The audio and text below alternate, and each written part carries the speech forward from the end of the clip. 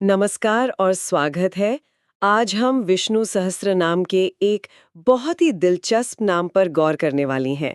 ये 9वां नाम है भूत भावनाः और इसके लिए हमारे पास श्री गायत्री ज्योतिष विद्यापीठ हैदराबाद का एक स्रोत है। नमस्कार। ये नाम मतलब सुनने में जितना सरल लगता है, इसके अंदर उतने ही गहरे अर्थ छिपे हुए हैं। बिल्कुल।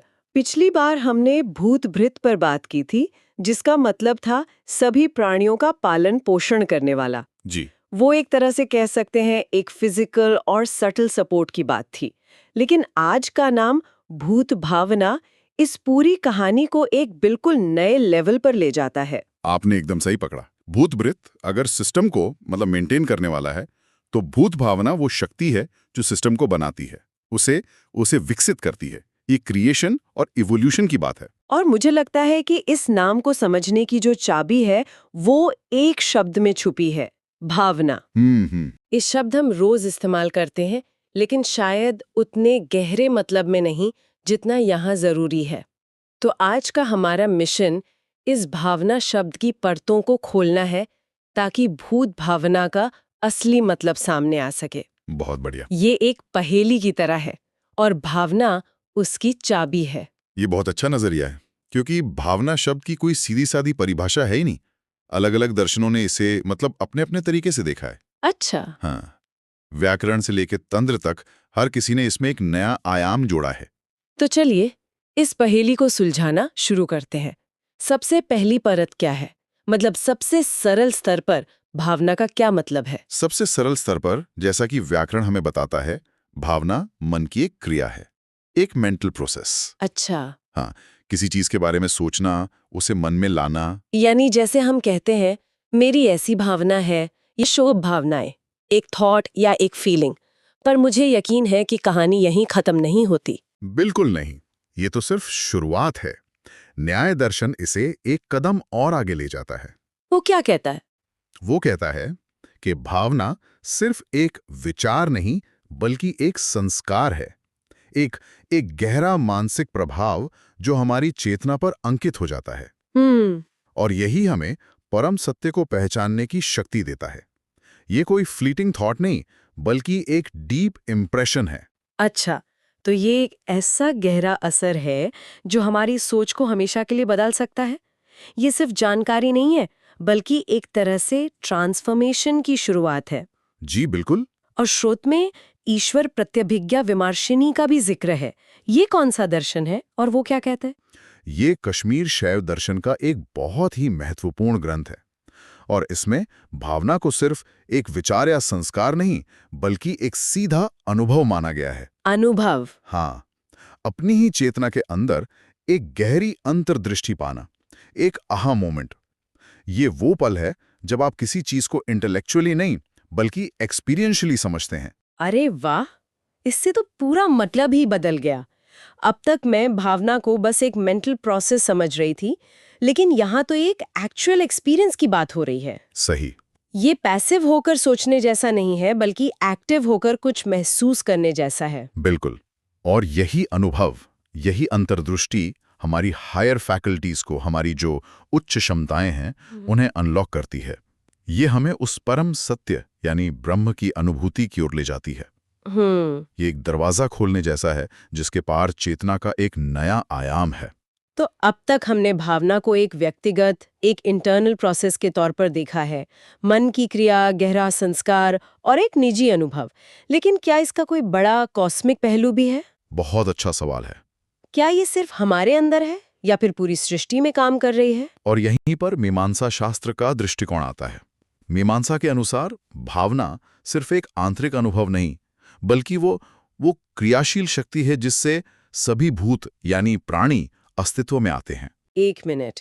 And this is the fundamental creative अर्ज ऑफ द यूनिवर्स। तो मीमांसा ये कह रहा है कि जिस भावना को हम मन के अंदर का एक प्रोसेस समझ रहे थे, वो ही असल में सृष्टि की रचनात्मक शक्ति है। The very force of creation. हाँ। तो अब देखिए, भावना के कितने आयाम खुल गए। एक तरफ ये हमारे मन की क्रिया है, और दूसरी तरफ ये ब्रह्मांड को बनाने वाली शक्ति है। कमाल है। और अगर भावना ही वो शक्ति है जिससे प्राणी अस्तित्व में आते हैं, तो भूत भावना का मतलब हुआ कि विष्णु ही वो शक्ति है। हम सही दिशा में जा रहे हैं। ये तो बहुत दिलचस्प है, लेकिन एक व्याख्या ऐसी भी है जो इसे और भी रहस्यमय बना देती है। स्रोत कहता है कि भावना का संबंध सीधे समय, सृष्टि और यहाँ तक कि भ्रम यानी माया से भी है।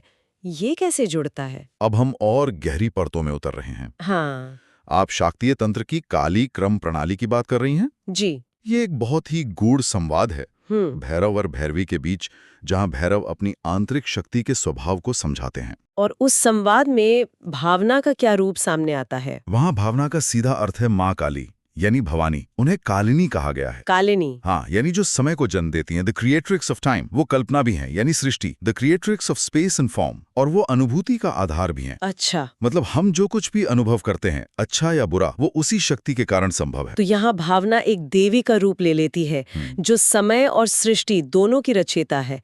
तो इसका मतलब भावना ही वो शक्ति है जिसे हम विष्णु माया कहते हैं। आपने बिल्कुल सही पकड़ा। भावना का अर्थ यहाँ अनंत समय भी है, और भगवान विष्णु की वो असीम रचनात्मक शक्ति भी, जिसे विष्णु माया कहा जाता है। और जैसे कि स्रोत कहता है, इस माया को समझना लगभग नामुमकिन है। ऐसा क्यों? इसे समझना इतना मुश्किल क्यों है? इसके दो मुख्य कारण बताए गए हैं। पहला तो बहुत सीधा है, इसकी विशालता। विशालता? हाँ, ये अपनी अनंत विशालता के कारण हमारी सीमित बुद्धि से परे है। ये ऐसा है जैसे हम अपने मोबाइल के कैलकुलेटर से ब्रह्मांड के सारे तारों की गिनती करने की कोशिश करें। हमारा प्रोसेसर ही उतना नहीं है। सही बात है। और दूसरा कारण? दूसरा कारण ज्यादा सूक्ष्म है। वो ये है कि ये शक्ति हमारे भीतर अचेतन रूप में भी मौजूद है, क्योंकि हमारी इंद्रियां और क्षमताएं अभी भी पशु यानी बंधी हुई अवस्था में है। पशु मतलब? पशु का मतलब जानवर नहीं, बल्कि वो जीव जो पाश यानी बंधन में है।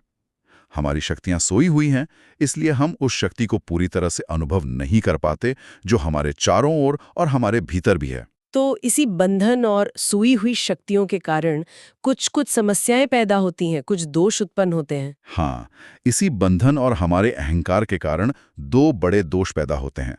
पहला है आवरण दोष। आवरण यानी पर्दा? बिल्कुल।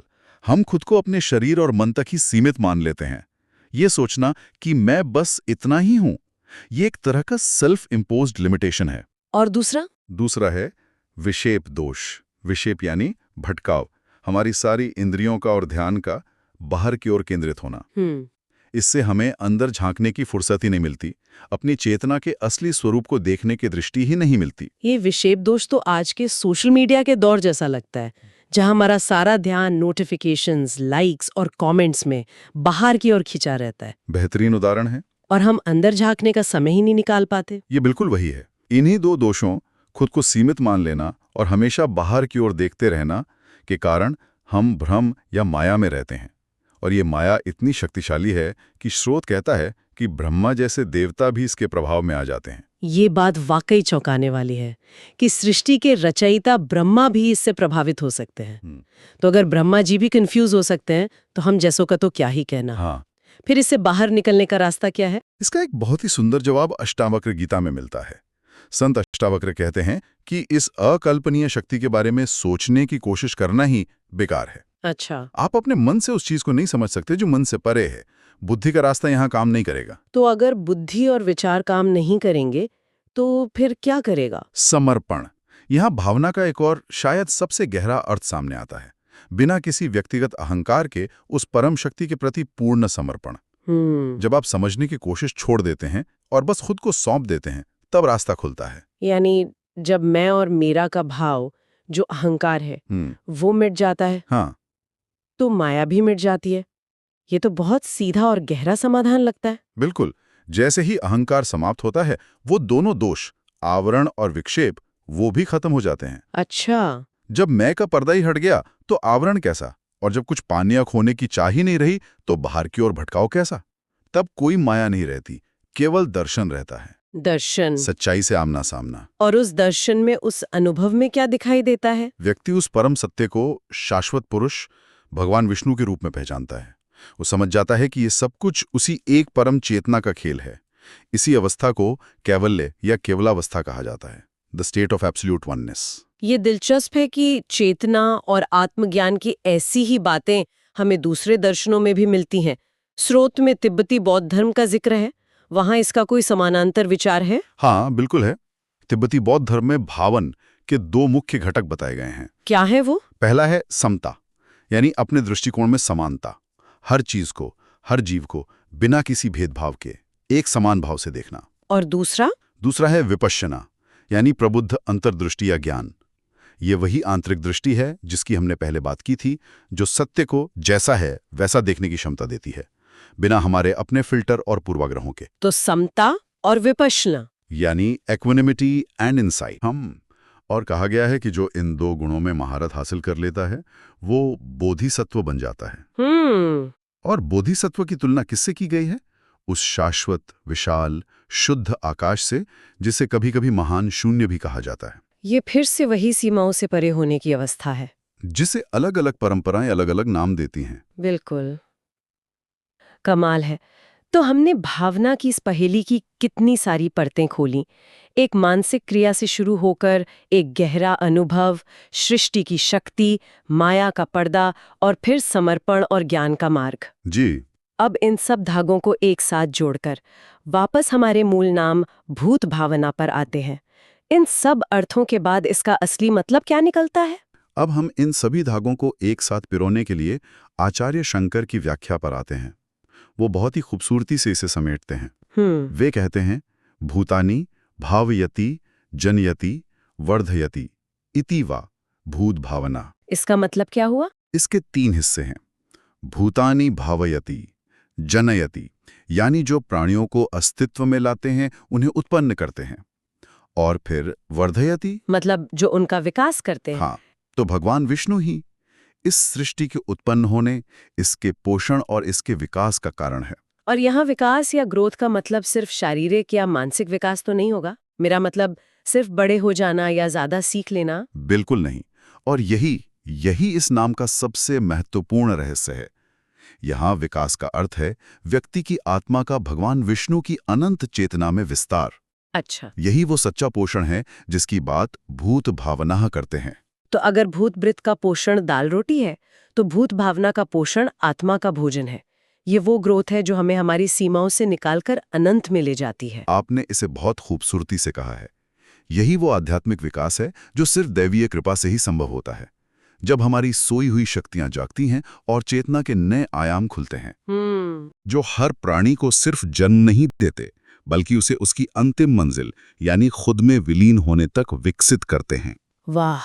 ये पूरी यात्रा उन्हीं की प्रेरणा और शक्ति से होती है।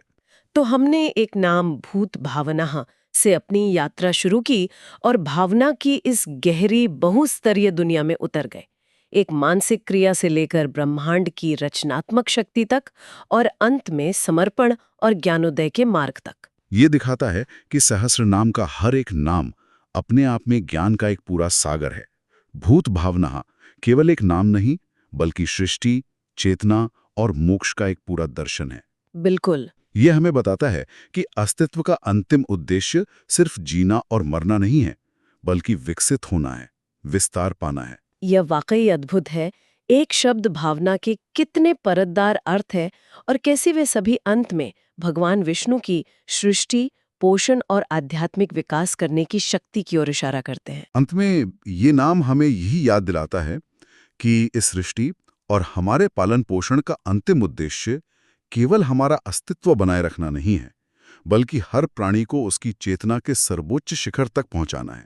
ये मुझे सोचने पर मजबूर करता है। हम सब अपनी जिंदगी में ग्रोथ की बात करते हैं, करियर ग्रोथ, पर्सनल ग्रोथ, लेकिन क्या हमारी ग्रोथ की परिभाषा इस आध्यात्मिक विस्तार के बड़े विचार से मेल खाती है? बहुत गहरा सवाल है। क्या हमारी बाहरी तरक्की हमारी आंतरिक चेतना के विकास में भी मदद कर रही है, या फिर वो विक्षेप दोष को और बढ़ा रही है, हमें भार की ओर और ज्यादा भटका रही है? इस सवाल के साथ हम आज की ये चर्चा यहीं समाप्त करते हैं।